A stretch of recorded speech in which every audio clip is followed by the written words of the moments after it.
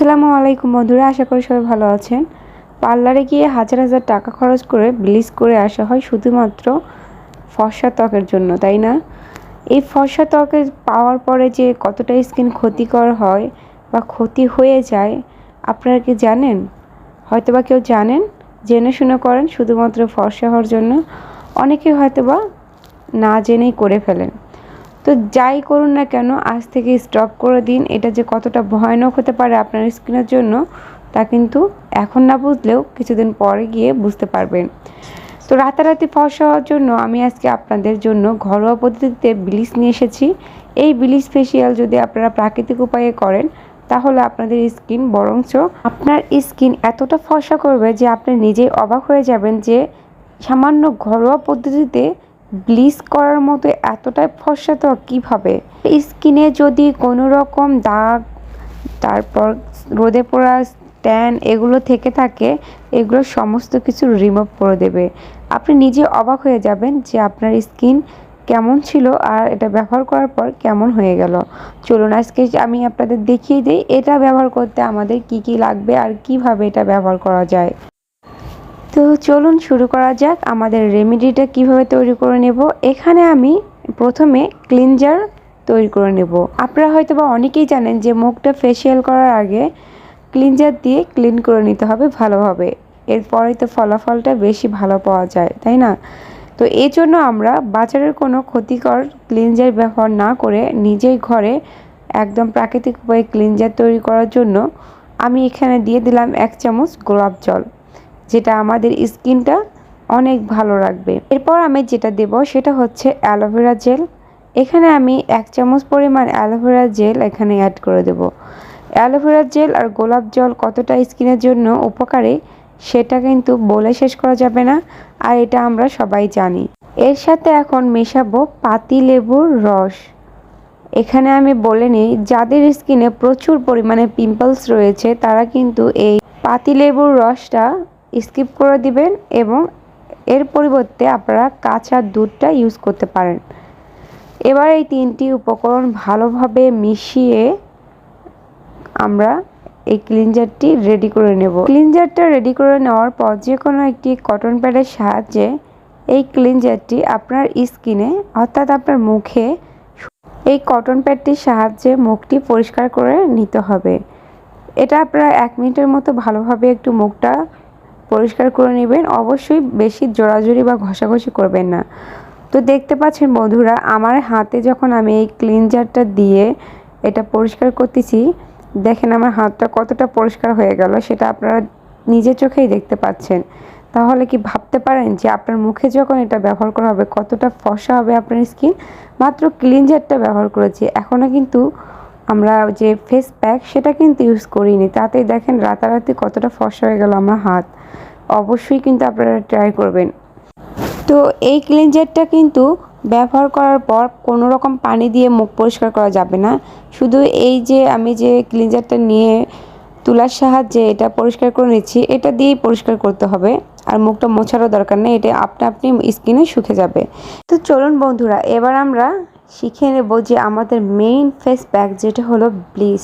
এই ব্লিচটা ব্যবহারের কি কি উপকরণ লাগবে। এখানে আমি নিয়েছি কর্নফ্লাওয়ার। কর্নফ্লাওয়ার হচ্ছে ভুট্টার আটা। এই কর্নফ্লাওয়ার আমাদের স্কিনকে ব্রাইটেনিং, লাইটেনিং এবং হোয়াইটেনিং করতে খুবই সাহায্য করে। এর জন্য আমি এখানে 2 টেবিল চামচ কর্নফ্লাওয়ার নিয়েছি। এবার আমি এর মধ্যে মিশাবো কোলগেট। তো অনেকেই বলবেন যে কোলগেট মেশাবে মানে, কোলগেট কিন্তু আমাদের স্কিনকে অনেক ফর্সা করতে সাহায্য করে এবং আমাদের যখন পিম্পল ওঠে তখন কিন্তু কোলগেট দিয়ে রাখলে সেখানকার দাগও পড়ে না, আর দেখবেন যে ওই পিম্পলটাও রাতারাতি ভালো হয়ে যায়। এবার আমি এর মধ্যে দিয়ে দিলাম 1 চামচ মধু। মধু আমাদের স্কিনকে সফট করে এবং হেলদি করে এবং এটাও কিন্তু স্কিন লাইটেনিং করতে হেল্প করে। তো বন্ধুরা, এবং সবশেষে আমি দিয়ে দিচ্ছি পাতিলেবু। আমি কিন্তু অর্ধেকটা পরিমাণ পাতিলেবু নিয়ে এরকম খোসাখুচি করে নিয়েছি যাতে এখানে রসটা ভালোভাবে বের হয়। তো আপনারা কিন্তু অবশ্যই একটা লেবুর অর্ধেকটা পরিমাণ দিতে হবে, যেহেতু আমরা এটা ব্লিচ প্যাক তৈরি করতেছি। কারণ এই প্যাকটা কিন্তু ব্লিচের মতোই রাতারাতি ত্বককে ফর্সা করবে এবং ব্লিচ করার পর কিছুদিন পর কালো হয়ে যায়, লোম লাল হয়ে যায়, এটা কিন্তু তা করবে না। এটা আপনার লোম তো কিছু করবেই না, বরং আপনার স্কিন এত হোয়াইটেনিং হবে যেটা আপনি নিজেও কল্পনা করতে পারেননি যে ঘরোয়া উপায়ে এতটা ফর্সা কিভাবে করা যায়। তো এবার আমি এগুলো সবগুলো, এই যে লেবুর যে এখানে কয়েকটা বিচি পড়ে গেছে, এগুলো উঠে নেব এবং এটা ভালোভাবে আমি মিক্স করে নেব। তো বন্ধুরা, এটা মিক্স করে নিতে হবে এমনভাবে যাতে কোনো রকম দানা বেঁধে না থাকে। এবার বন্ধুরা, এই প্যাকটি আমরা কিভাবে ব্যবহার করব, কখন ব্যবহার করব এবং কতবার ব্যবহার করব সেটা নিয়ে আলোচনা করব। তার আগে এই প্যাকটি আরেকটু জানা যাক যে আসলে এটা কি আমাদের স্কিনের জন্য উপকার করবে।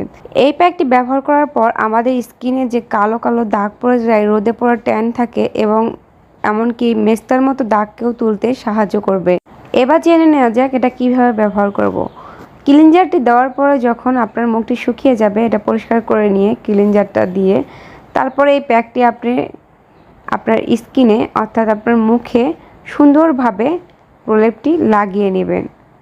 এই প্রলেপটি এমনভাবে লাগাবেন যাতে এটা পুরু হয়ে থাকে, যেমনটি ব্লিচ লাগানো হয় পুরু করে, ঠিক সেম ওই একই পদ্ধতিতে এটা আপনার স্কিনে লাগাতে হবে। তো এটা দেখেন যেটা লাগানোর পর কতটা রাতারাতি আমার স্কিনটা ফর্সা হয়ে যায় সেটা আপনারা নিজে চোখেই দেখতে পারবেন। এটা আমি ভালোভাবে সুন্দর করে পুরো ভাব করে আর কি লাগিয়ে নেব। এটা কিন্তু অবশ্যই মোটা করে লাগিয়ে নেবেন।